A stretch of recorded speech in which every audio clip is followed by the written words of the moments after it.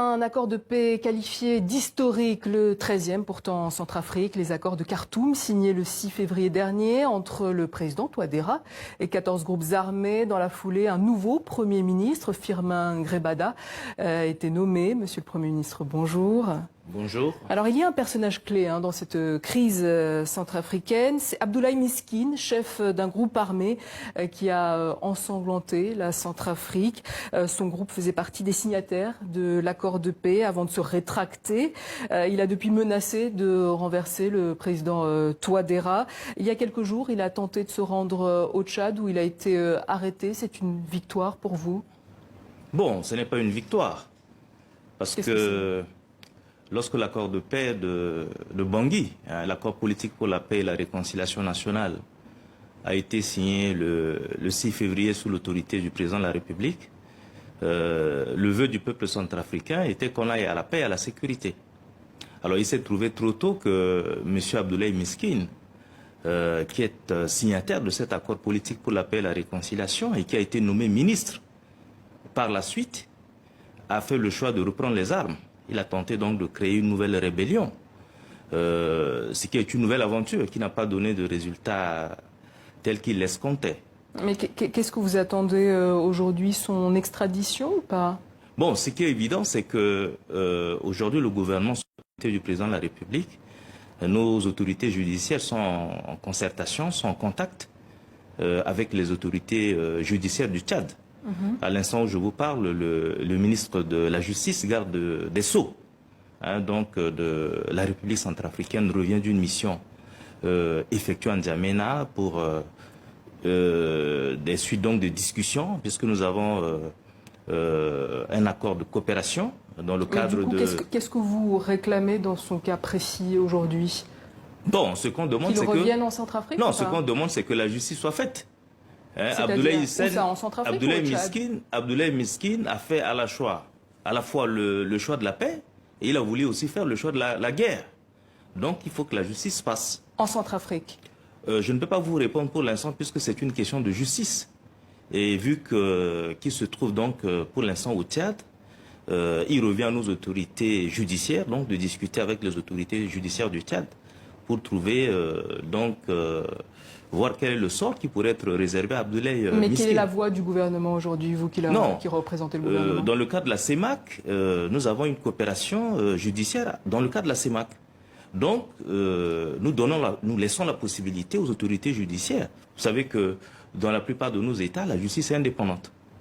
Donc, nous laissons la possibilité à nos autorités judiciaires et aux autorités judiciaires donc, de la République du Tchad de trouver donc le meilleur moyen d'appliquer la justice. Mais vous êtes d'accord, Monsieur le Premier ministre, que ceux qui ont commis des crimes de sang doivent répondre de leurs crimes devant la justice nationale ou internationale? Non, mais je m'en vais vous dire tout de suite, madame, que dans le cadre de l'accord politique pour la paix et la réconciliation, le premier principe que nous y avons consacré, c'est le rejet de l'impunité. Déjà, c'est cela, le rejet de l'impunité. C'est ce qu'avait promis le président Touadéra, en tout cas. Tout à fait. Donc, dans le corps de l'accord politique pour la paix et la réconciliation, nous avons consacré le rejet de l'impunité. En même temps, nous avons voulu, sous l'autorité du président de la République, et dans la perspective de promouvoir la réconciliation nationale, de voir dans quelle mesure aussi mettre en place des mécanismes qui puissent permettre la justice transitionnelle. Mais Abdoulaye Miskine a laissé tout cela. Il a fait la tentative de créer une nouvelle rébellion, donc de reprendre les armes. Mais de manière générale, est-ce que vous êtes pour que justice soit faite pour toutes les personnes, tous ces chefs de guerre qui ont commis des exactions en Centrafrique? Vous savez, en Centrafrique, on n'a pas assez de prisons pour arrêter tout le monde. Ce qui est évident, c'est que, conformément aux engagements du gouvernement... Donc ça veut dire que non? Non, conformément aux engagements du gouvernement, nous avons des catégories d'infractions, par exemple des infractions de droit commun, qui continueront à être examinées par les juridictions nationales compétentes. Et puis, pour une catégorie de manquements, on verra dans quelle mesure donc, les faire passer par la justice transitionnelle. Mais que répondre aux populations qui ont été victimes de ces exactions et qui attendent que justice soit faite, que l'histoire ne se répète pas également? Non, il y a deux choses. Le principe de rendre justice, c'est une obligation pour le gouvernement. C'est un devoir pour le gouvernement. Et le chef de l'État, pour ceux qui sont au gouvernement, bien entendu, ces chefs de guerre, bien entendu, le principe est celui de rendre justice. Il faut reconnaître le droit des victimes. Maintenant, dans le cadre de la réconciliation, nous allons voir quels sont les arrangements qu'on pourrait faire dans le cadre de la justice transitionnelle.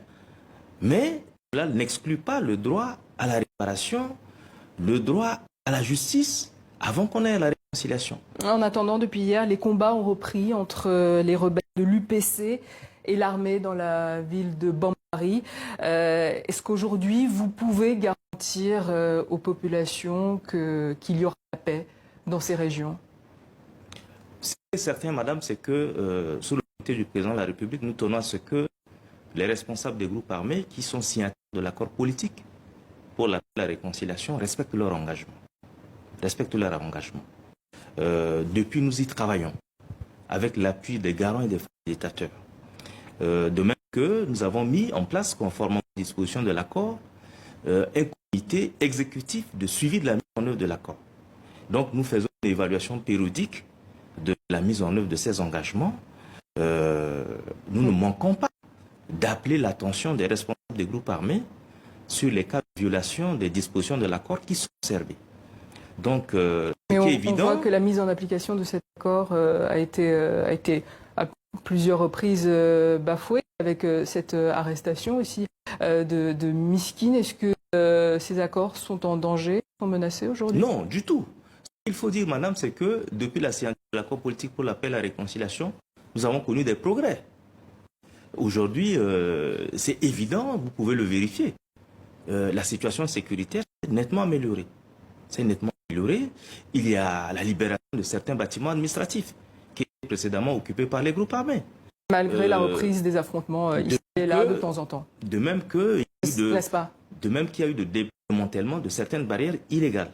Cependant, je reconnais qu'il y a encore des situations qui sont en contradiction avec les engagements pris par les responsables des groupes armés.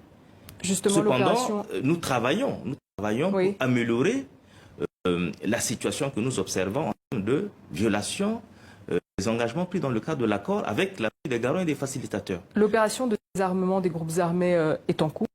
9000 combattants au total, 3000 avant le 11 janvier. Est-ce que ce n'est pas un peu trop court? Vous savez, le désarmement, c'est un processus, madame. Mais ce qu'il faut retenir aujourd'hui, c'est que le processus avance. Nous sommes en train de terminer le désarmement à l'ouest. Quasiment tous les groupes armés qui se trouvent à l'ouest, aujourd'hui, ont quasiment désarmé. Il nous restait que les 3R d'Abbas Siddiqui. Pas plus tard que quelques jours, nous avons repris le grand DDR avec les 3R d'Abbas Siddiqui. Et les choses se passent très bien. Et aujourd'hui, dans le cadre du comité stratégique qui s'occupe des questions du désarmement, nous sommes maintenant en train de faire des planifications pour poursuivre le grand désarmement dans les autres régions du pays. Monsieur le Premier ministre, on constate aussi actuellement que la France est en pleine opération séduction, en opération reconquête en Centrafrique. Le directeur Afrique du Quai d'Orsay est à Bangui actuellement. Ça y est, les affaires reprennent de plus belle avec la France? Mais il n'y a jamais eu de problème entre la France et la République centrafricaine. Le président de la République non, les affaires reprennent de plus belle. Il a dit à même. Elles ont toujours été là, les affaires, c'est sûr. Donc, il n'y a jamais de problème. Le président de la République a dit, et je le redis, il y a de la place pour tout le monde en République centrafricaine. Le soutien de la France. Vous parlez de la Russie, peut-être. Il y a de la place pour tout le monde. Le soutien de la France à la République centrafricaine n'a jamais fait défaut. Et j'en veux pour preuve donc le dernier soutien, donc qui nous a permis d'obtenir du Conseil de sécurité des Nations Unies, donc l'allègement du régime des sanctions en ce qui concerne l'embargo en République centrafricaine. Et ça, publiquement, nous disons que c'est grâce au soutien de la France que nous sommes passés donc du régime d'autorisation préalable au régime de simple déclaration en ce qui concerne l'acquisition du matériel militaire en République centrafricaine. En tout cas, la Centrafrique est très convoitée de part et d'autre. Vous aussi, vous avez sollicité les uns et les autres sur le plan de la sécurité. Mieux vaut faire confiance à la Russie, peut-être? Je vous dis, madame, que... Avec la garde présidentielle, à 100% russe, c'est un message clair pour la France. Je vous dis, madame, que m'alliant derrière la vision politique du chef de l'État, je redis qu'il y a de la place pour tout le monde dans la République centrafricaine. La coopération que la République centrafricaine a avec la Fédération de Russie ne date pas qu'aujourd'hui. Depuis les années 70, nous avons toujours eu une relation bilatérale avec la Fédération de Russie. Cependant, et avec les autres partenaires. Et avec les autres partenaires. Monsieur le Premier ministre, merci voilà, tout à fait. D'être passé par nos locaux de TV5 Monde. Favoriser la production locale au Nigeria.